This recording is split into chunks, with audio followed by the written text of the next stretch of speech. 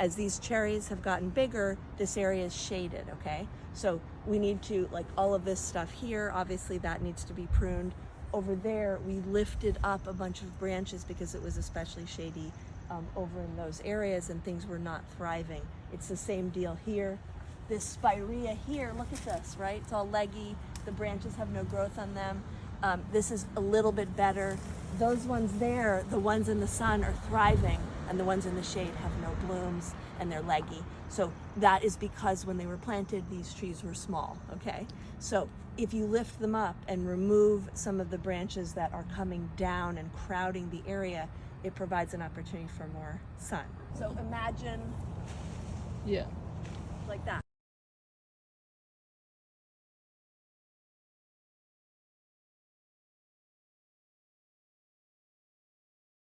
It's one here, under, okay?